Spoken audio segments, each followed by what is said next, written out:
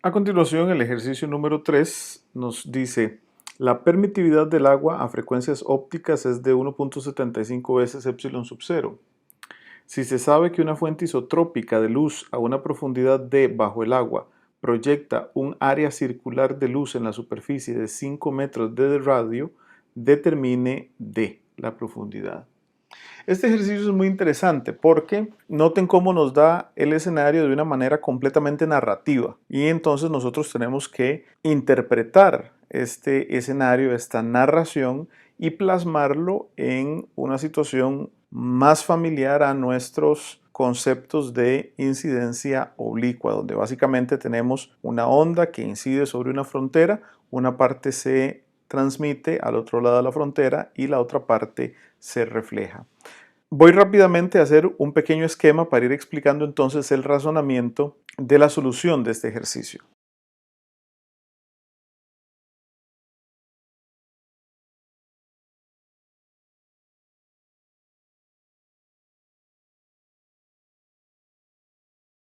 Muy bien, entonces acá tenemos los dos medios. Tenemos el aire, que sería el segundo medio, ya que la luz va del agua hacia el aire. De hecho, observen aquí donde está la fuente isotrópica de luz, en la parte del agua. Y entonces en el aire tenemos un índice de refracción en el medio 2 igual a 1, mientras que en el agua tenemos un índice de refracción que es igual, les recuerdo, a la raíz cuadrada de la permitividad relativa, es decir, raíz cuadrada de 1.75, que es igual a 1.32. Luego tenemos la fuente isotrópica, como les decía. Una fuente isotrópica es aquella que irradia de la misma forma, con la misma intensidad en todas las direcciones. Y se nos dice que esa fuente se encuentra a una profundidad d. Tenemos la fuente isotrópica, les decía, a una profundidad d desde la frontera entre el agua y el aire. Y el enunciado nos dice que se proyecta un área circular de luz en la superficie de 5 metros. ¿Eso qué significa? Desde el punto de vista de la reflexión de ondas, significa que esta fuente irradia rayos de luz, que serían ondas electromagnéticas, y parte de esas ondas de luz se reflejan, mientras que otras se transmiten. El hecho de que una parte de este rayo de luz se transmita a la superficie, entonces yo lo veo justamente como esa área circular de luz en la superficie. Y otro rayo de luz que viene ligeramente más inclinado, pega con la frontera, una parte se transmite, otra se refleja, y entonces este disco de luz se va haciendo más grande. Pero el enunciado me dice que ese disco de luz tiene 5 metros de radio. Es decir, va a llegar un punto en que este rayo que sale de acá con otro ángulo pega con la frontera entre el agua y el aire y ya no se va a transmitir una parte, sino que se va a reflejar completamente. ¿Ok? Y entonces este primer rayo que ya no se transmite, sino que se refleja completamente, va a ser entonces el límite de nuestro disco de luz, de nuestra área circular de luz que se observa desde la parte del aire. En otras palabras, esta distancia de acá son los 5 metros. Entonces tenemos profundidad d y distancia de 5 metros. Ahora, si ustedes recuerdan, ¿cuál sería este ángulo de acá? Este ángulo entre el primer rayo que se refleja totalmente y la normal a la frontera entre el agua y el aire. Bueno, si recuerdan, este es el ángulo crítico, θ sub c, porque aquí lo que yo tengo es reflexión total interna. Es decir, el rayo de luz pega en la frontera y se refleja totalmente, ninguna parte se transmite. Y de ahí en adelante, todos los demás rayos, de ese ángulo en adelante, todos los demás rayos se van a reflejar completamente y entonces ya se acaba el área circular de luz que se puede observar desde abajo.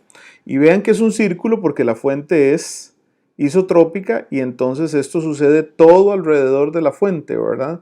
Es decir, esto mismo que acabo de dibujar del lado derecho está ocurriendo del lado izquierdo, hacia el frente, hacia atrás, etc. Y entonces lo que me forma es un cono de luz del cual una parte se ve hacia afuera, porque hay una parte de los rayos que se transmiten y llega hasta cierto punto dibujando un círculo en la superficie. En el límite es cuando se da entonces la reflexión total interna. ¿Ok? Entonces, nos están preguntando cuál es esta profundidad a la que se encuentra esta fuente de acá. Observemos que yo puedo encontrar dicha profundidad observando que lo que me forma el radio del disco de luz y la profundidad de la fuente isotrópica con el primer rayo en el que ocurre la reflexión total interna es un triángulo rectángulo. Voy a repintarlo aquí de color naranja. Aquí tenemos la profundidad a la que se encuentra la fuente. Aquí tenemos la distancia o el radio más bien de mi disco de luz en la superficie.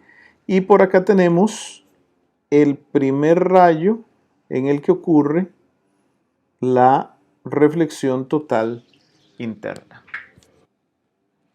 Así es que, ¿cómo puedo encontrar D? Observen que lo que me relaciona 5 metros y D es la tangente del ángulo crítico. Entonces, si yo logro encontrar el ángulo crítico, luego puedo despejar D de la relación de tangente que hay entre la profundidad y el radio del disco de luz.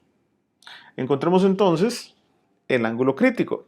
De acuerdo con la teoría, el seno del ángulo crítico es igual al índice de refracción del medio 2 entre el índice de refracción del medio 1. En otras palabras, entre el índice de refracción del aire y el índice de refracción del agua. O sea, 1 entre 1.32. De aquí podemos despejar fácilmente el ángulo crítico como θ sub c igual al arcoseno de 1 entre 1.32, lo cual es igual a 49.25 grados. Y entonces, conociendo ahora el ángulo crítico, nos aprovechamos de que la tangente del ángulo crítico es igual al cateto opuesto, que serían los 5 metros, entre la distancia D, que es la profundidad a la que se encuentra la fuente.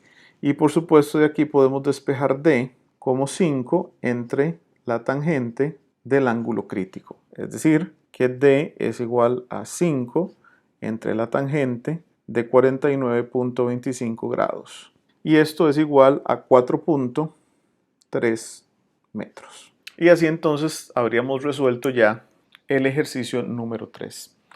Por favor, si no les quedó claro bien el proceso de solución de este ejercicio en particular, les pido que devuelvan el video, que lo mastiquen, que lo piensen bien. Por lo que comentamos al principio, este ejercicio tiene la característica de que no nos presenta la fórmula de un campo al que nosotros le empezamos a aplicar las fórmulas que conocemos, sino que tenemos que armar el escenario y razonar cómo vamos a solucionar el problema a partir de la narración de la situación. Y les recuerdo que ese es el tipo de ejercicios, o más bien ese es el tipo de escenarios con el que usualmente nos encontramos en la práctica. Ustedes en la empresa o en un laboratorio de investigación rara vez se van a encontrar con el hecho de que les den una fórmula o les den una expresión matemática ya directa y ustedes tengan que trabajarla. Lo usual es que haya una descripción de una situación, que haya una descripción del escenario, de la cual ustedes tienen que extraer los elementos para plantear la situación después en términos matemáticos y resolver, optimizar o cualquier otra tarea que como ingenieros se vayan a enfrentar, ya sea en la empresa, en la industria, en el laboratorio, en la academia, donde ustedes gusten.